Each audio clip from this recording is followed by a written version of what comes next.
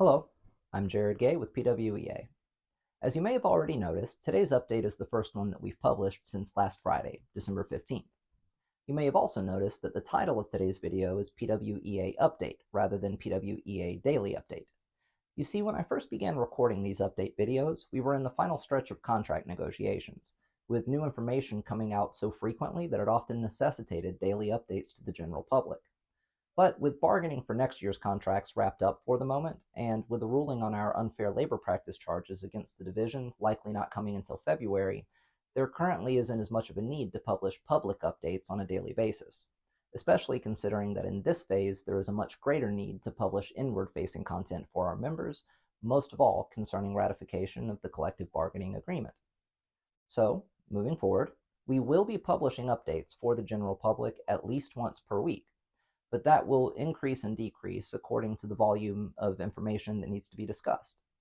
And as always, if anyone has any questions or concerns that they would like to see addressed in a PWEA update video, feel free to post a YouTube comment on this or any other update video to let me know. Moving on, there are a couple of things that I'd like to quickly discuss in our last update before winter break.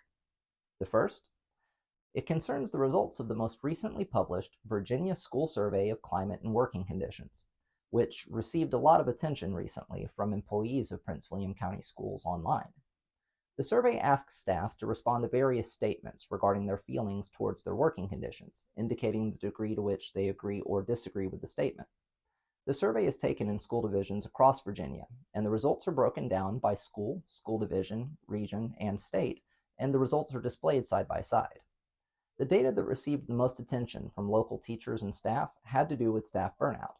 The results revealed that in the area of burnout, 93.3% of Prince William County Schools employees who took the survey agreed with the statement, "I am definitely burning out and have one or more symptoms of burnout, such as physical or emotional exhaustion." Many people hearing this are likely thinking, well, yeah, teaching is a stressful job. But here's the kicker. The percentage of educators who agreed with that statement across the entire Commonwealth of Virginia was only 52.1%.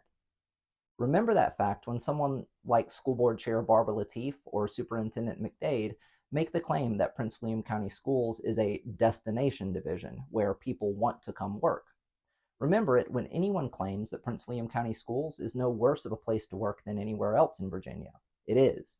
But we already know from experience that no matter how much division leadership love to talk about, generate, and focus on data, they are always perfectly willing to ignore any data that contradicts their perceived interests. Apparently, their sacred data doesn't supersede the wishes of the superintendent any more than the needs of their employees. One last quick note. In case you didn't hear, the school division just notified parents and employees that they are reintroducing 2-hour delays for inclement weather for the remainder of this school year.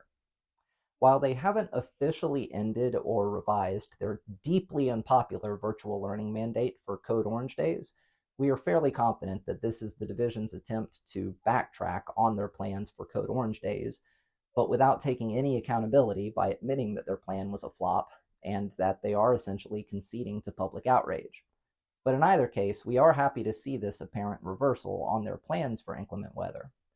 And we do want to point out that this demonstrates one thing that we know supersedes the wishes of the superintendent: the will of parents and the general public.